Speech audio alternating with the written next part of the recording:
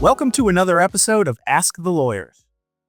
This is the podcast where we tackle your legal questions no matter how big, small, or complicated they might be. As we always start, I am Evan Schwartz, the founder of the law firm Schwartz, Conroy, and Hack. I'm Matt Conroy, Evan's partner. And we always have to start with our little disclaimer, which I am going to read for you now. The information provided on this podcast is for entertainment purposes only and does not constitute legal advice. Watching this podcast does not create an attorney-client relationship with any of the attorneys featured or the firm. Please consult with a licensed attorney in your jurisdiction regarding any legal matter you may have. And with that, we're going to get right to our questions.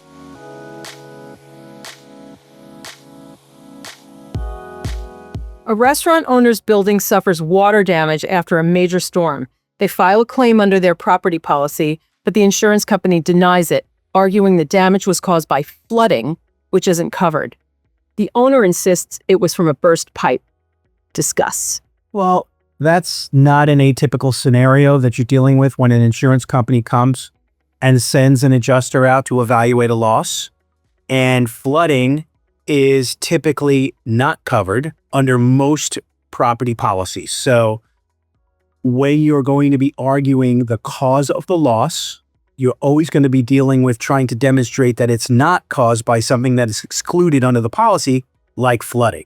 In the case of believing that it's a burst pipe, hopefully that belief is based on somebody qualified to determine the cause of the loss that you as the insured is hired to come in and evaluate the loss itself so that you have a proper basis to dispute the rationale that comes in from the insurance company as to why they think the loss was caused by a flood or flood waters rather than some other loss. And that is, cause of loss is a major issue in dealing with insurance coverage and can typically be a battle of the experts.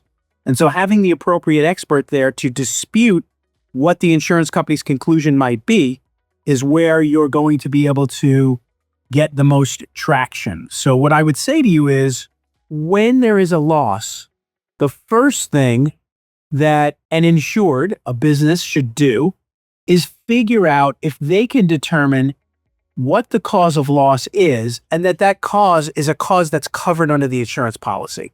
So whether or not you as a business owner, whether or not you need a lawyer to look at the policy to make sure that the cause of the loss is most likely to be something that's covered under the policy, or whether you need someone like a licensed public adjuster to come in and help you do that, that will depend on the nature of the loss, the extent of the loss, and who you have as resources available to you to help you with that and to go obtain those resources.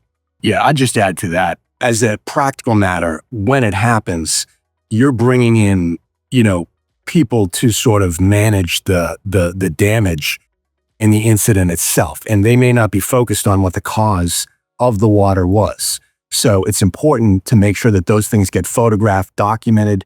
When you get a restoration company or a damage control company that comes in to do the cleanup, they may not be taking photographs of wet walls or broken windows or going outside the property to look for evidence of what would have been floodwaters as opposed to a broken pipe. So it's important for you as the insured maybe to get somebody in there like a public adjuster or somebody just to document and photograph what ultimately will be the support for your factual position that the loss came from a covered event as opposed to an excluded event. Yeah, and I would add also that you don't want to rush in and start fixing anything without notifying the insurance company and getting them in to come look at it in the state that it's in. Now, there's one thing to get in there with a company that's going to minimize continuing damage, which is important to do. The ServPros of the world, when you have a water loss, or a larger company if it's a commercial or industrial loss. So you don't want to allow continuing damage to occur, but you don't want to start making repairs such that the insurance company will argue that they were deprived from evaluating the cause of loss, right? So, stop the bleeding, as it were. See if you can figure out on your own quickly the cause of the loss, and then get the insurance company in there. A manufacturing company is forced to shut down for 3 months after a fire. They file for business interruption coverage, but get bogged down in endless requests for financial records, with the insurer disputing the lost revenue calculations. So what can they do? As an insured, you should always be cognizant of the time period in which you have to bring an action against the carrier. And when you feel like you're getting slow rolled in the claims process, you can't be lulled to sleep by endless requests. In a business interruption claim, they can be tricky because, you always have to start with whether or not it's a covered loss. And then you've got a causation issue as to whether or not that loss is what caused the business interruption losses that you're claiming.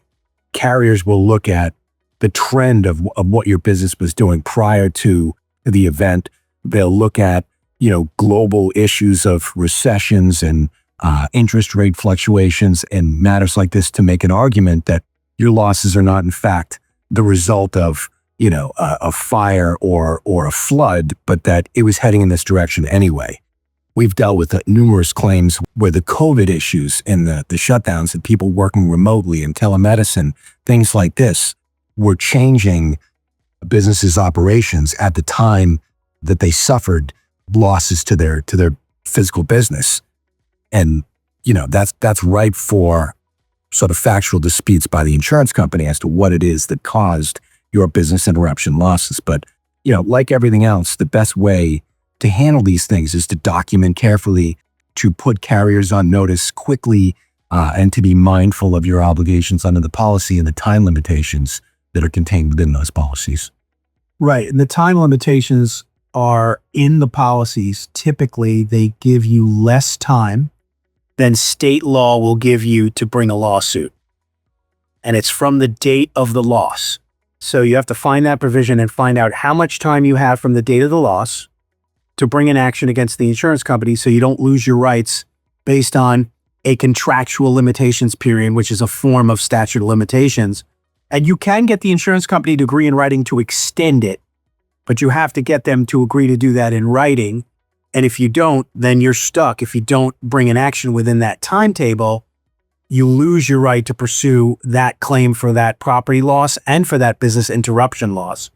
I would also add that, lost profits due to a business interruption, whether you would have made profit, the first thing the insurance company is going to assume is that's speculative. And you can't really show that you would have made profit. And so financial documentation is where the bog down begins in proving that the profits that you claim you're losing are not speculative and could not have happened. And so there you're going to have to show history. You're going to have to show patterns of profit in order to get that claim approved. And business interruption claims are thorny because of the financial documentation required to establish them. It's much easier to establish the cause of repairing the damage to your property, even though there can be disputes there, than there is to prove up the business interruption losses. A hotel submits a large claim after a hurricane. Instead of outright denying it, the insurance company drags out the process with repeated requests for more documentation, leaving the hotel struggling to cover payroll and repairs. So what can they do? So this is an unfortunate problem with insurance companies and the speed within which they resolve claims that are valid claims, even though they're trying to understand how much they're going to pay on a claim. Or, typically that's not whether they're going to pay at that point. They're trying to evaluate how much they're going to pay. And there are state regulations that vary by state in terms of how quickly an insurance company is supposed to respond to proof of loss or proof of your claim that you've submitted. But many times that's honored more in the breach than in the following of those rules. And typically the insurance departments of each state don't have a heck of a lot of teeth to really force the insurance company and have them suffer consequences for failure to do that unless they start doing it on a repeated basis and wind up under investigation by a state. So if you're in this one-off situation where you're getting jerked around, there are times when the filing of the lawsuit often forces things to move. We've had a lot of situations where you don't want to spend the money suing as a client, right? But at the same time, just the filing of the lawsuit, which in and of itself is not typically inordinately expensive. It's the process of litigation that's expensive. But sometimes filing suit just forces things to occur because now the insurance company has a consequence. They have a claim that they want to adjust and a claim they want to settle, but now they're spending money on lawyers defending a case that they know they're going to pay money on. And outside counsel will get it and look at the file and tell the client, the insurance company, what are you doing here? You know, you should pay this, and at a minimum, you should pay the undisputed portions, which the regulations also require in many states, that if you have an undisputed portion you're going to pay, and a disputed portion that you're still evaluating, pay the undisputed portion. And you can push for that as well. But again, you could wind up in the same rinse cycle with the insurance company where they're not paying you the undisputed portion and trying to figure out the entire loss. So sometimes, besides filing a complaint with the insurance department that typically doesn't move the needle, but isn't necessarily a bad approach, is to file that lawsuit. Yeah, and you know, if you let them slow play you for long enough, they're just going to keep doing it. And the remedy, get yourself good lawyers and push them. And if that means filing a lawsuit, is filing a lawsuit. But if as the hotel operator, you simply sit back and let the claims process take its own pace, you know, you've lost control of that situation and you're doing it at your own risk. Getting good lawyers to come in and look at it and recommend what steps to take, whether it's complaint to an insurance department, file a lawsuit, or something else, you know, that's something that you should be doing. Any large hotel chain, they suffer near catastrophic losses every time there's a hurricane on the East Coast. It's you know, water damage for any hotel near the ocean it's probably a regular thing.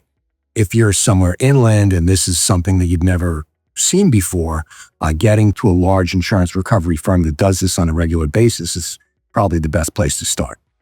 Agreed. And again, you do have public adjusters in most states that might be able to advise you if you're struggling, where if they're a reputable firm, they can move the process forward for you, but you have to be your own advocate. And sometimes that advocacy means you got to push a little bit harder. You know, we have scenarios with insurance companies that just don't do anything the way they're supposed to unless they're forced. And as a lawyer, the force you have is the lawsuit. Yeah, the other thing to keep in mind is that if it's a big enough loss and it's a big enough hotel operation, in the claims process, they're going to be taking statements under oath from building managers, from employees, for people that did work on the property before the loss, after the loss. And it's important to get yourself good lawyers who understand what it is that the insurance company is trying to do. They may not just be verifying this claim. They may be setting them up for a denial on what ultimately would be an existential loss for that hotel. Right. And if it's a very big loss and you're getting jerked around, it may be because they just are struggling with how much they're going to have to pay. Even though that's what insurance companies do and are supposed to do, doesn't mean they do it all the time. So holding them to account for you, for your business, is what needs to be done. And that's probably the best way to go about doing it. A restaurant shuts down during the pandemic and files a claim under its business interruption policy. The insurer denies it, saying losses from viruses aren't covered. The owner argues the government shutdown order, not the virus itself, caused the closure. This was a really interesting question over the last 5 years, and we were pretty heavily involved in investigating some of these losses and looking into and advising on whether or not to bring these types of cases. 5 years later, the overwhelming result across the country was that these claims were not covered. And there were essentially two reasons why they weren't covered. The first was in policies where there was a virus exclusion, the courts found that the COVID virus and the shutdowns resulting from the virus fell squarely within that exclusion. Probably after SARS in 2001, a lot of the property and casualty carriers across the country put in virus exclusions directly in response to that issue. In the cases where there was no virus exclusion, in many cases, probably the majority of cases, the cases turned on whether or not the courts determined whether the existence of the virus constituted a direct physical loss. And the majority of those decisions found that it was not. The sort of outlier on this, I think, is a North Carolina case with Cincinnati Insurance Company, where the North Carolina Supreme Court ruled that there was no virus exclusion in the policy and that the existence of the COVID virus on the property itself constituted an actual physical loss to the property, was therefore covered. But again, that was the outlier there. When we first got involved and when COVID first hit, the belief was that you were getting it from contact with surfaces. But over time, it was more about person-to-person contact, not that you were touching a desk where someone with COVID had previously touched the desk, right? And so even that, we were trying to use that argument that physical contact by the virus to surfaces constituted direct physical loss. But that's not how things developed with the transmission of the disease process. And even that wasn't being bought into by a lot of the courts. So it turned to be an unfortunate no-go for most people and most businesses that suffered business interruption and shutdowns, government shutdowns due to COVID. So what's the difference between mediation, arbitration, and a full-blown lawsuit? And how do I know which one makes sense for me? Let's start with arbitration and a lawsuit. They are two of the same thing, except that arbitration is before arbitrators and won't be in front of a jury. And arbitrators are typically more sophisticated. Arbitration is also private. It's not in a public forum. So that's the big difference between arbitration and a lawsuit. And typically, arbitration is going to happen if you've agreed to it in a contract, that there is arbitration provision in a contract. So if there's not an arbitration provision in a contract, parties can agree to arbitrate and select an arbitrator and go to arbitration. But if not, litigation is going to be where you go. Mediation, on the other hand, is where people voluntarily agree to go before a person to help them settle a case. So that can also happen in any forum, whether it's arbitration, litigation, or you're not in either one, and you just want to try to resolve a case before you go down the road of arbitration or litigation. And you can have informal settlement discussions between parties. You could have lawyers engage in discussions, and that would be, to me, mediating, as it were. You just don't have a formal mediator who is an independent person overseeing the discussions. That's what mediation is. And mediation, again, can be done by agreement. It could be ordered by a court. It could be required by an arbitrator if you're in arbitration. But mediation is something you could always do voluntarily to try to resolve a dispute. It just as the time element of it goes, litigation tends to be more timely and more time consuming and more expensive than an arbitration. You don't have any real control over what judge you end up with in a business litigation. It may be, if you're in a county or a court where they have a commercial part, you'll end up with a judge who has some level of sophistication with commercial law and business law. But as to any specific type of whether it's, airplane manufacturing in the arbitration space, you could select an arbitrator who has specific expertise in that specific area. And you never get that with a court. You get the judge that you get assigned to. Within the litigation process, there is discovery, which can go on for years and years and years. There are the ability to depose people, to request and subpoena documents from third parties, and then motion practice, which tends to be a lot more time consuming in court, federal or state court, than what you get in arbitration. So arbitration takes less time, litigation takes longer. You don't have a right to a jury in any arbitration. You may or may not be entitled to a jury in court. in a litigation, depending on what kind of claim is being brought or asserted. I would just say, and I think, Matt, you can comment on this if you think I'm wrong, but I would say more often than not, arbitration is faster. But it depends on what court you're in, what judge you get, versus what arbitrator or arbitration panel you get. Would you agree with that? I would. Some of the commercial parts try to fast track cases and limit the scope of discovery to an extent. But I think a lot of the reason why you see mandatory arbitration clause in commercial contracts is to limit, the legal expense and time of resolving these disputes. I think over the years, that was a primary motivation. And that's probably been somewhat scaled down with the sort of growth of commercial parts in the court system. The other consideration in arbitration is the parties are paying for the arbitrators and for whatever service you're using. So a lot of people use the American Arbitration Association, or AAA.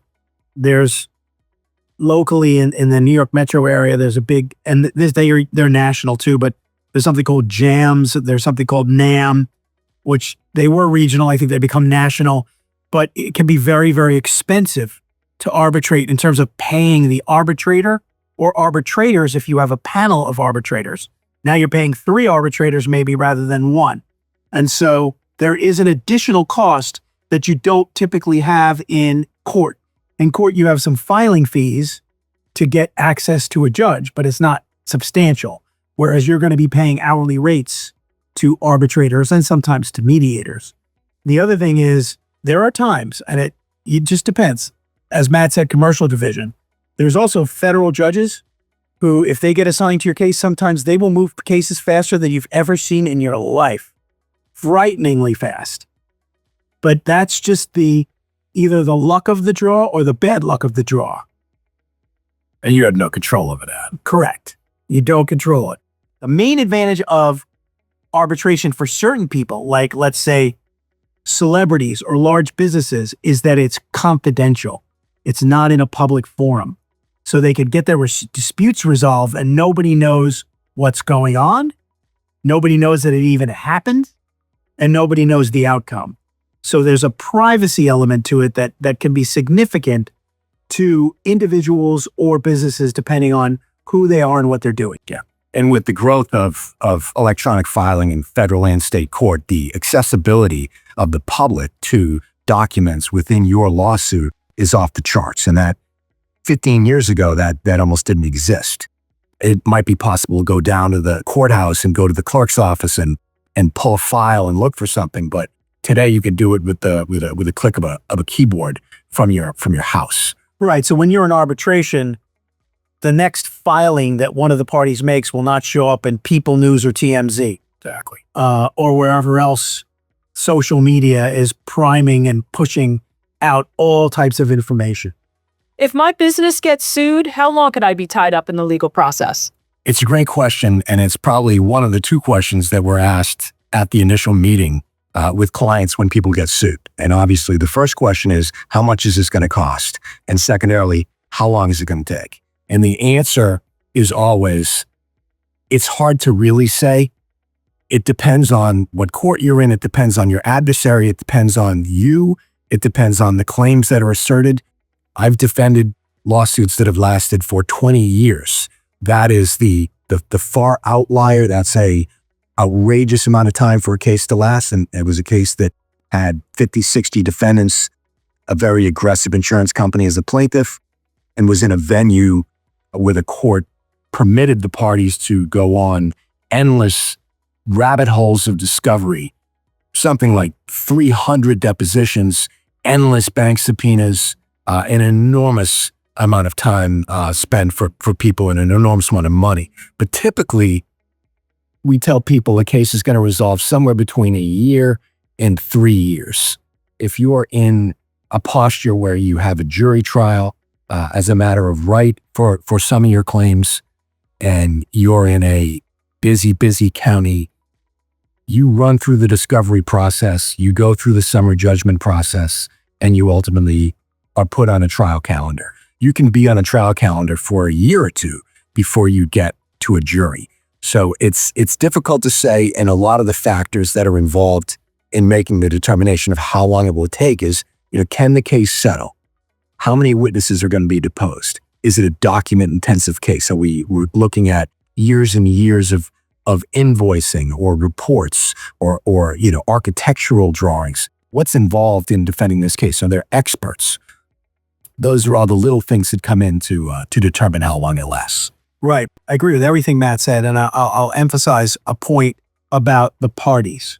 As a plaintiff and a defendant, maybe more so as a plaintiff than a defendant, you have a lot more control over how long the case is going to go. And a lot of that has to do with how many buttons you're pushing and how many buttons you're asking your lawyer to push in the litigation process, and what your posture is about resolving the case. And whether you want to resolve it sooner or later, again, the defendant is going to have something to do with that as well. Settling is the way most civil cases resolve in the United States, and not just a vast majority, but the overwhelming vast majority of cases settle. And the question may be better to ask to your lawyer is, at what point in time do you think it's likely that a settlement opportunity will present itself in this case? Because then you could get a better sense of how far down the line time-wise and how much money you're going to have to spend before your lawyer believes that opportunity will become available to you, right? So that's, I would say, a question that I would ask my attorney if I had an attorney in a case. And over the years, I've had lawyers besides being a lawyer, and I've asked that question.